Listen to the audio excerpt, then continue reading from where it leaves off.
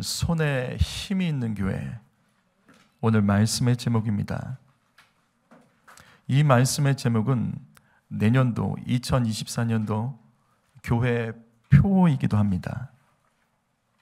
먼저 오늘 말씀의 느헤미야, 이 느헤미야는 페르시아 시대가 배경입니다.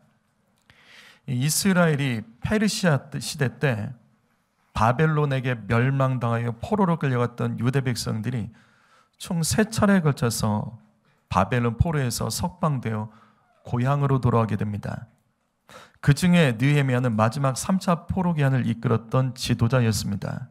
그리고 그는 바벨론 때 무너진 예루살렘을 다시 재건하는 일에 이 예루살렘에 돌아와서 오직 이 일에만 힘썼습니다. 그래서 오늘 우리가 읽은 말씀이 포함된 느헤미야 4장 1절부터 7절까지는 느헤미야가 52일 만에 예루살렘의 성벽을 재건하는 그 진행 과정이 구체적으로 기록되어 있습니다. 여러분, 예루살렘은 작은 마을이 아닙니다. 거대한 도시입니다.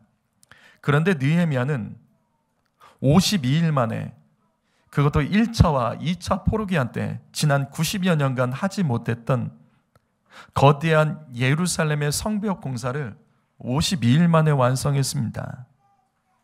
여기 52일 만에 예루살렘을 둘러싸고 있는 성벽을 완성했다는 것에 대해서 대충 만들어졌겠다 생각하시면 안 됩니다. 절대 대충 만들어진 것이 아니라 아주 견고한 성벽을 기적적으로 52일 만에 완성했습니다. 이것이 어떻게 가능했을까? 느헤미야는 흩어진 유대 백성들을 하나로 묶었습니다. 그리고 모든 백성이 한 마음으로 일했기 때문에 이 일이 가능했습니다. 그뿐이 아닙니다. 원래 느헤미야는 페르시아의 황제가 아끼던 고위 관리였습니다. 그런데 무너진 고향 땅에 이와 같은 예루살렘의 소식을 듣고 괴로워하며 왕에게 특별히 요청을 합니다. 예루살렘을 재건할 수 있도록 자기를 예루살렘에 보내달라. 그래서 페르시아 황제는 느헤미야를 유대 총독으로 임명해서 예루살렘에 파견합니다. 이렇게 예루살렘으로 돌아온 느헤미야는 아주 열악한 환경 속에서 온 백성과 함께 예루살렘을 재건하는데 솔선수범합니다. 특별히 느헤미야, 오늘 말씀 전에 있는 느헤미야 5장 14절 말씀을 보시게 되면 느헤미야는 총독으로서 12년간 월급을 받지 않았습니다. 왜냐하면 당시 이 이스라엘은 페르시아의 식민지입니다. 그래서 황제에게 세금을 바쳐야 돼요. 그 세금을 가지고 총독들과 관리들도 월급을 받았죠. 하지만 이 세금의 고통을 줄여주기 위해서 자기가 12년 동안 월급을 받지 않습니다. 유대 총독이 이렇게 헌신을 하자 백성들의 마음이 열렸고, 가장 먼저 느헤미야가 힘있게 예루살렘의 성벽 재건을 해서 집중하며 헌신했기 때문에 온 백성들이 같이 도왔던 겁니다. 특별히 느헤미야가 성벽 건설을 먼저 추진했던 이유는 당시 예루살렘은 다른 민족에게 계속해서 약탈을 당했습니다. 그래서 먼저 성벽부터 견고하게 세웠고, 결국 느헤미야 6장 15절 말씀 보시면 52일이요. 52일 이스라엘 날짜로 6월 25일 날 이걸 맞춰버립니다. 이게 대단한 사건이에요. 그러면 이게 어떻게 가능했을까? 조금 더 오늘 말씀을 구체적으로 보겠습니다. 먼저 1절 말씀을 읽어보시겠습니다. 1절 1절 시작.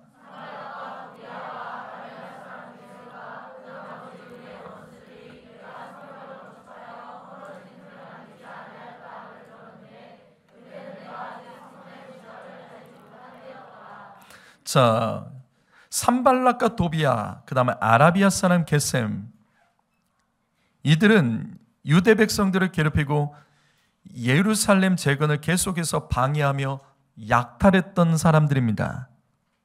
그런데 이들이 예루살렘의 소식을 듣고 당황을 합니다. 왜 당황을 하죠? 왜 이들이 갑자기 급해지고 당황을 했죠?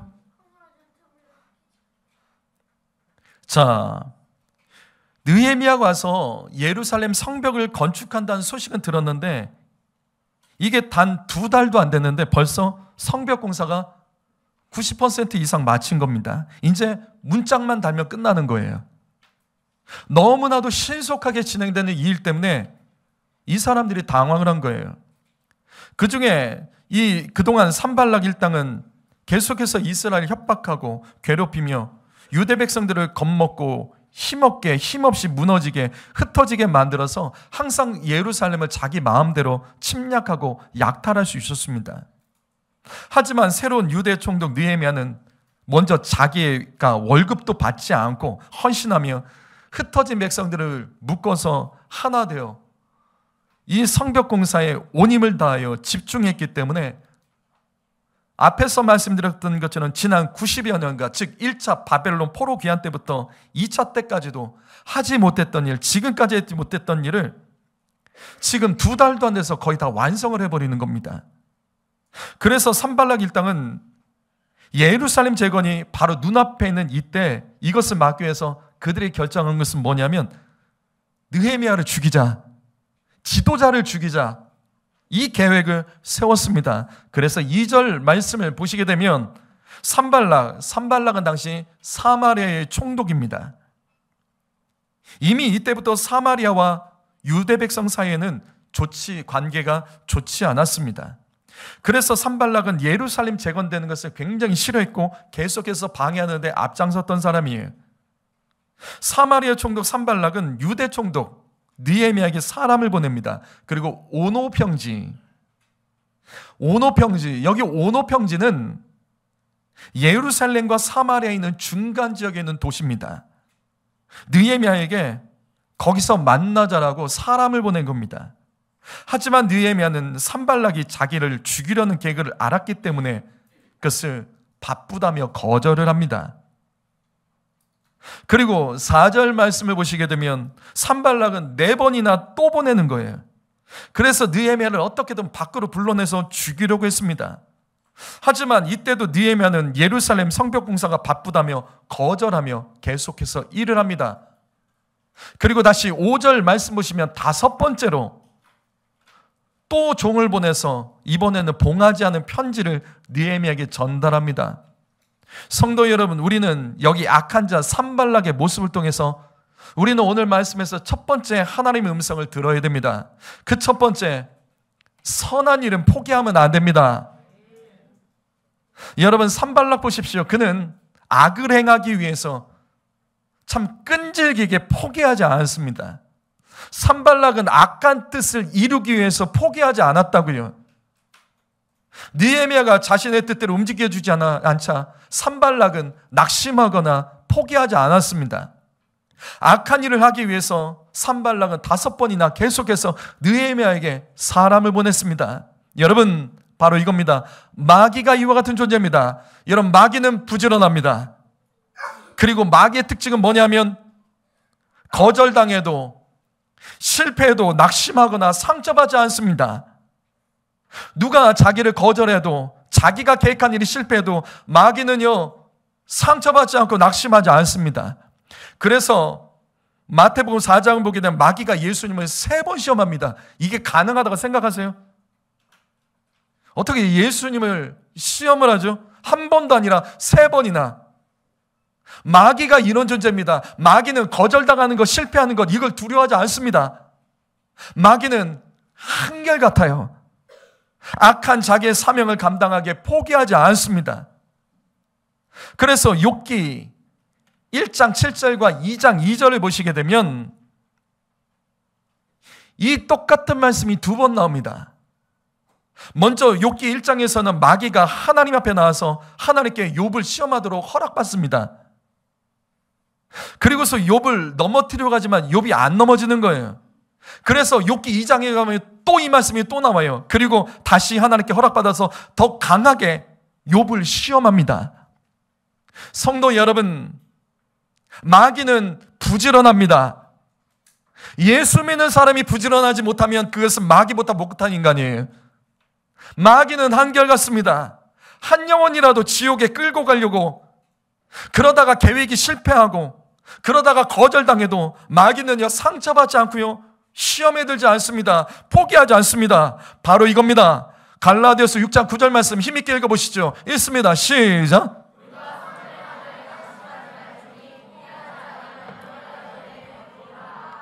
성도 여러분, 선한 일은 포기하지 마십시오. 낙심하지 마세요. 악한 자도 악한 일을 이루기 위해서 쉽게 포기하지 않습니다. 하물며 선한 일을 하는 사람들이 선한 일 하다가 상처받을 거 다 받고 시험에 들고 어떻게 그 일을 감당하려고 하십니까? 성도 여러분, 잘 들으십시오. 모든 일은 포기하지 않고 더 헌신하는 자가 이기는 겁니다. 더 헌신하는 자가 이기는 거예요. 포기하지 않은 자가 이기는 겁니다. 혹시 내년에 교회에서 예배를 줄이고 헌신을 줄이고 봉사하는 일을 내려놓으려는 성도가 있습니까? 차라리 악하고 하나님과 멀어지는 생각들이나 포기하십시오. 선한 일은 포기하는 것 아닙니다. 그래야지 선한 열매를 거둡니다. 누가복음 18장 1절 말씀, 예수께서 그들에게 항상 기도하고 낙심하지 말아야 될 것을 비유로 말씀하시되, 예수님의 말씀 중에는 기도를 포기하려는 자들에게 너희 기도 포기하지 말라고 가르쳐준 비유의 말씀도 있다는 것을 아십니까? 무슨 말이냐면 당시 제자 중에도 기도하는 일을 포기하는 자들이 있었습니다. 기도에 응답이 없다며, 기도가 힘들다며, 기도해도 나아지는 것이 없다며 기도를 포기하는 사람들이 있다고요. 지금 여러분 중에도 동일한 사람 있습니까? 가족권을 위해서 기도하는 성도 여러분, 응답되지 않는다고 점점 기도의 힘이 약해지고 기도 포기하는 성도들이 있습니까? 요즘 우리 교회 성도들 중에 새벽기도 포기하고 새벽기도 타협하는 분들이 많아졌어요. 우리 교회가 어떤 교회인데요? 그러면 안 됩니다. 예배하고 기도하는 일을 포기하고 타협하면 안 됩니다. 지금 이 말씀은 하나님의 음성을 들으십시오. 하나님께서 얼마나 많이 도와주셨는데 바쁘다고 피곤하다고 예배를 포기하고 새벽 기도를 포기할 수가 있죠? 하나님께서 얼마나 많은 것을 우리에게 주셨고 지켜주셨고 백수되지 않도록 바쁘게 살아가도록 하나님께서 많은 일을 할 수 있도록 축복을 주셨는데 어떻게 바쁘고 피곤하다고 힘들다고 벅차다고 예배를 포기하고 새벽 기도를 포기하고 타협을 하죠? 선한 일 포기하지 마십시오. 악하고 험한 일, 나의 고집과 이기적인 계획들, 이런 거나 빨리 포기하시고 선한 일은 포기하지 마십시오. 선한 일은 끝까지 가셔야 됩니다. 그래야지 승리하게 되는 줄 믿습니다. 다시 5절 말씀 보시죠. 산발락이 다섯 번째로 느헤미야에게 사람을 보냈을 때는 봉하지 않은 편지를 느헤미야에게 전달했다고 성경은 강조하고 있습니다. 봉하지 않은 편지. 그래서 이상합니다. 보통 공식적인 문서는 형식을 갖춘 문서, 이와 같은 것은 반드시 다른 사람이 볼 수 없도록 봉인을 하고 도장을 찍어서 누구도 열어보지 못하게 하는 것이 관례이고 맞는 거죠. 그런데 사마리아 총독이 유대 총독에게 보내는 편지가 봉하지 않은 편지예요. 다시 말해서 누구나 볼 수 있도록 편지를 보낸 겁니다. 그렇다면 이것의 의미가 무엇일까? 이 산발락이 그래서 악한 사람이에요. 그는 편지의 내용이 예루살렘에 있는 사람들에게 퍼져나가기를 원했던 겁니다. 그럼 편지의 내용이 뭐냐? 편지의 내용이 뭐냐? 그것이 6절 말씀이죠. 6절 말씀 읽어보시겠습니다. 6절을 읽습니다. 시작.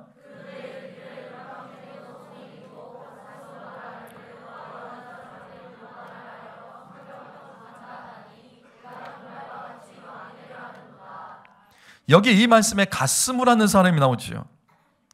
여기 가스무는 1절과 2절에 나온 아라비아 사람 겟셈의 그 지역의 발음이 가스무입니다. 즉 산발락의 편지의 내용은 느헤미야가 예루살렘 성벽을 만들기에 그렇게 힘쓰고 집중하는 이유는 자기가 유대인의 왕이 되려고 하는 것이다. 그래서 페르시아의 반역을 일으키려고 성벽을 쌓는 것이다. 이렇게 소문을 퍼뜨리기 위해서 봉인하지 않은 편지를 보낸 겁니다. 여러분, 이것이 유대인들에게 이 말이 얼마나 두렵고 떨리는 소문인 줄 아십니까? 당시에 이스라엘은 페르시아의 식민지였습니다. 그런데 페르시아에게 반역을 일으킨다는 것은 과거에 똑같은 사건이 벌어진다는 거예요. 바벨론이 이스라엘을 멸망했던 것처럼 다시 페르시아에게 이 백성들이 멸망당할 수 있는 끔찍한 소문인 겁니다. 그래서 이와 같은 편지의 내용이 소문으로 퍼지면 충분히 느헤미야와 유대 백성들 사이는 이간질될 수 있는 내용이에요. 또 7절 말씀 보시게 되면 느헤미야는 선지자를 세워서 느헤미야가 유대의 왕, 이게 뭐냐, 메시아라는 뜻이에요. 자기가 메시아다 선전하고 있다는 소문에 대해서 산발락은 느헤미야에게 너 오노 평지로 와서 이거 해명해라. 이거 해명해라. 그러면서 느헤미야와 백성들은 마치 이게 진짜인 것처럼 이간질하고 있는 겁니다. 성도 여러분, 그래서 우리는 이것을 통해서 하나님의 두 번째 음성을 들어야 됩니다. 두 번째로, 소문은 마귀가 역사하는 방법 중에 하나입니다. 여러분, 소문에 대해서 끌려다니지 마시고 소문을 퍼뜨리는 일들을 하지 마십시오. 사실 산발락의 이러한 소문의 전략은 굉장히 전략적이고 그동안 성공했던 방식입니다. 무슨 말이냐면 앞에서 말씀드렸죠. 1차 바벨론 포로 귀환 때부터 느헤미야 전까지 2차까지 3차 포로 귀환이 있기 전까지 지난 90여 년간 왜 예루살렘 성벽 하나도 세우지 못했을까요? 오늘 말씀 보시면 분명히 50일 만에 완성할 수 있는 이 일을 왜 앞에 사람들은 90여 년간 하지 못했을까? 그것이 바로 이 소문들 때문입니다. 악한 자들이 소문으로 백성들을 두렵게 하고 이간질했을 때 사람들이 이것을 넘어가서 하나 되지 못했고 서로 두려워하며 서로를 의심하는 일들을 했기 때문에 이스라엘 백성은 지난 90여 년간 이와 같은 소문 때문에, 이와 같은 말 때문에 거기에 끌려다니며 52일 만에 완성할 수 있는 성벽도 완성하지 못했던 거예요. 여러분, 소문은 실체가 없고 진실인지도 모르는 말이지만 아주 강력한 힘이 있습니다. 그래서 마귀는 소문을 통해서 많은 일을 하고 있습니다. 여러분, 그 중에 오늘날 유대인들이 예수님을 믿지 않는 이유 중에 하나가 성경에 기록되어 있죠. 그것은 뭐냐면 예수님에 대한 잘못된 소문 때문입니다. 마태복음 28장 13절과 마태복음 28장 13절과 15절 말씀을 보시게 되면 예수님께서 부활하신 사건이에요. 이때 예수님을 못 박았던 자들은 예수님의 시체가 없어졌어요. 이것에 대해서 제자들이 도둑질해 갔다, 소문을 퍼뜨렸고, 이 말씀처럼 그 소문이 그때 당시에 현재까지도 그곳에 퍼져서 유대인들에게 퍼져서 오늘날 예수 믿는 사람들이 부활의 예수님을 유대인들에게 전할 때, 메시아라고 전할 때 그들은 그것이 거짓말이라고 여기고 그 소문을 믿고 예수를 지금도 믿지 않고 있습니다. 그래서 현재도 이스라엘에서는 전도가 금지되어 있죠. 이슬람을 믿는 건 가능하지만 예수를 믿는 것은, 외국인이 와서 하는 건 가능하지만 현지인들이 믿는 것은 그들은 금지되고 있습니다. 여러분, 또한 초대교회 당시 로마가 기독교를 박해하죠. 그래서 많은 사람을 죽입니다. 이때 많은 사람들이 예수 믿는 사람들 고발하고 예수 믿는 사람들을 싫어했었어요. 그 이유 중에 잘못된 소문 때문입니다. 어떤 소문이죠? 제가 이거 여러 번 말씀드렸죠. 당시 로마 백성들, 그 다음에 로마 시대 사람들이 예수 믿는 사람들을 오해했어요. 이상한 소문에 속았어요. 어떤 소문이 사람들에게 퍼졌었죠? 크게 두 가지죠. 예수 믿는 자들은 근친사가 나는 자들이고 식이 나는 사람이라고요. 예수 믿는 사람들은 근친사가 나는 자들, 식이 나는 사람은 이 소문 때문에 초기 기독교가 계속해서 성도들이 핍박당하고 죽어나갔습니다. 그럼 왜 이 같은 소문이 퍼졌을까? 초대교회 당시도 예수 믿는 사람들은 서로 이렇게 불렀죠. 성경에 기록되어 있습니다. 형제님, 자매님, 이와 같은 용어들이, 저것들은 서로 형제 자매다, 근친사가 난다, 이렇게 소문이 퍼져버린 거예요. 그리고 또 초대교회 당시 성도들은 매주 성찬식을 했습니다. 매주 성찬식을 했습니다. 이들은 모이기만 하면 떡과 포도주를 서로 나누었습니다. 근데 떡과 포도주가 뭐죠? 예수님의 살과 피예요. 그래서 먹을 때마다 이건 살입니다, 피입니다 하니까 세상은 어떤 소문이 나면 저것들은 사람 잡아먹는다. 이게 이런 식으로 소문이 퍼진 거예요. 우리가 지금 생각하면 웃을 것 같은데 그 당시는 이게 가능했었어요. 그래서 많은 성도들이 고발당하고 교회가 핍박당하여 성도들이 죽어나갔습니다. 그리고 성경에는 이와 같은 소문에 마음을 뺏겨 실패한 대표적인 인생이 나옵니다. 그 사람이 누구냐면 사울왕입니다. 사울왕. 지금 이 말씀 보십시오. 사무엘상 18장 7절부터 10절 말씀 보시면 사울이 죽인 자는 천천이고 다윗이 죽인 자는 만만이다. 이 말씀이 이 사무엘상에 3번이나 나와요. 근데 이 말씀, 이 노래, 이 소문이 이 블레셋 사람들도 알고 있어요. 당시 이 소문이 사람들에게 퍼졌을 때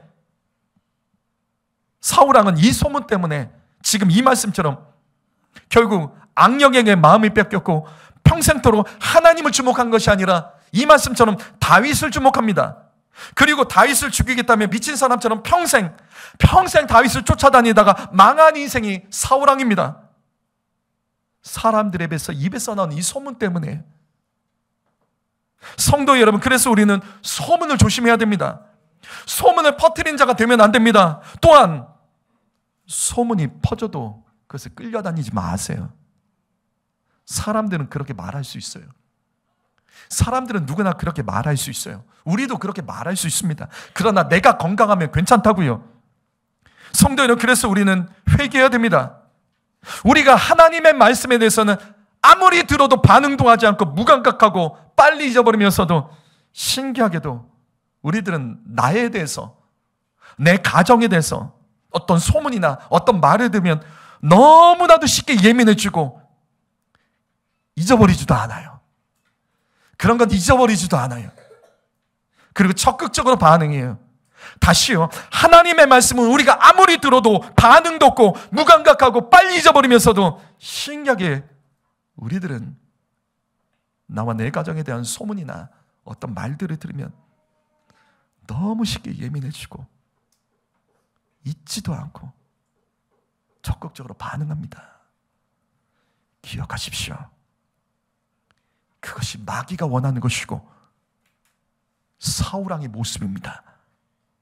다시 느헤미야 6장 6절과 7절 말씀 보시면 산발락은 이와 같은 소문을 통해서 느헤미야와 유대 백성들 사이를 이간질해서 성벽 공사를 멈추려고 했던 겁니다.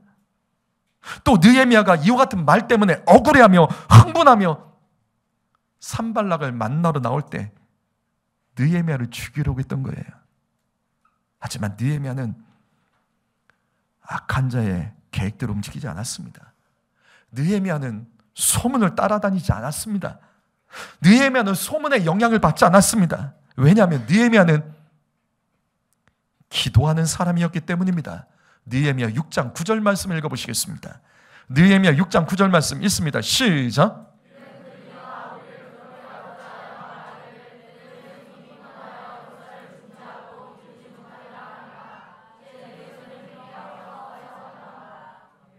성도 여러분, 소문은 막을 수는 없어요.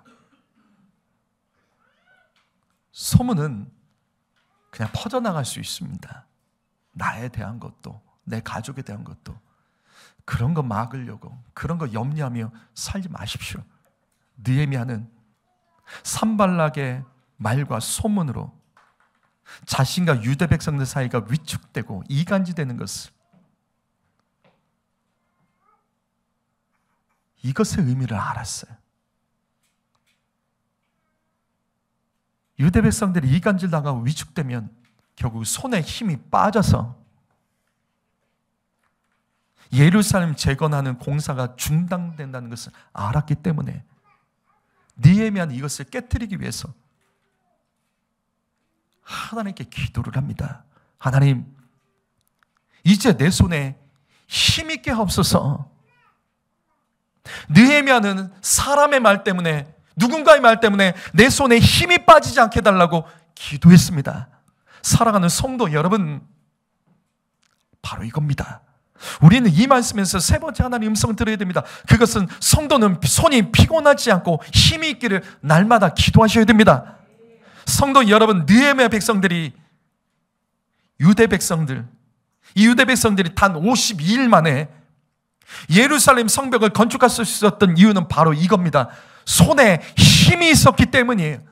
손이 피곤하지 않고 손에 힘이 날마다 있었기 때문에 그 사명을 감당할 수 있었던 겁니다. 그래서 산발라가 느헤미야의 백성들의 손이 피곤하여 힘이 빠지도록 말과 소문을 퍼뜨려서 이간질을 하려고 했던 거예요. 여러분 기억하십시오. 사단이 하는 일이 이와 똑같습니다. 사단이 우리 가운데 일하는 일은 우리가 손에 힘 빠지게 만드는 거예요. 손이 피곤하다며 멈추게 하는 게 사단이 하는 일입니다. 성도 여러분 잘 들으십시오. 요즘 여러분은 주 안에서 손 놓고 있는 일들은 무엇입니까? 내가 손 놓고 있는 일들은 무엇입니까? 바쁘고 피곤하다며 손 놓고 있는 것은 여러분에게 무엇입니까? 때로는 어떤 말에, 또 어떤 소문을 듣고, 누가 하는 말 듣고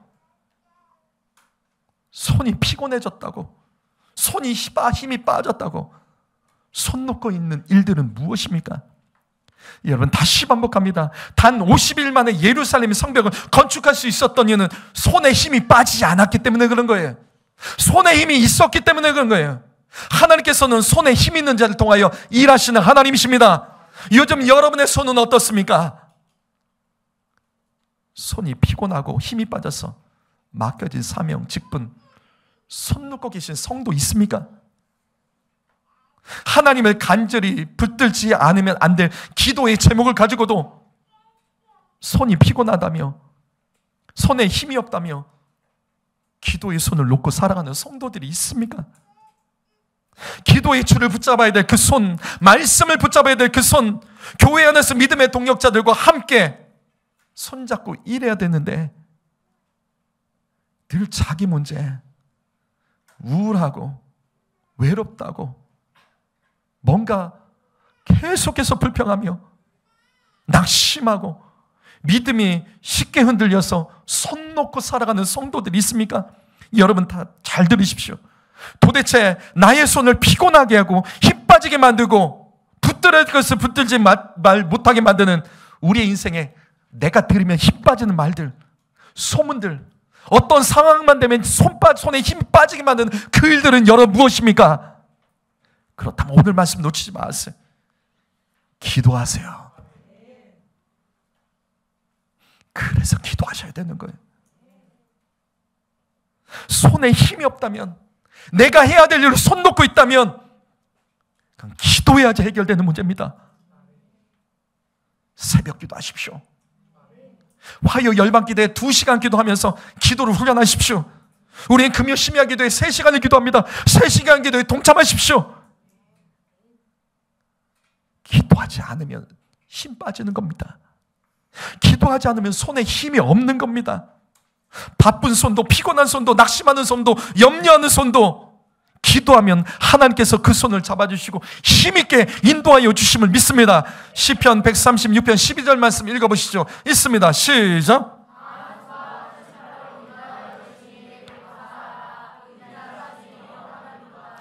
사랑하는 성도 여러분, 감사를 잃어버린 성도가 있습니까? 그렇다면 여러분은 뭘 놓친 거냐면 주님의 강한 손과 표시판을 놓친 거예요. 믿지 않기 때문에 그런 겁니다.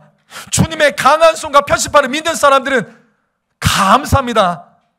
언제나 그 감사가 끝까지 항상 한결같이 이루어질 수 있는 겁니다. 이사야서 65장 2절 말씀을 읽어보시죠. 읽겠습니다. 이사야서 65장 2절 말씀 1절 소리내서 있습니다. 시작.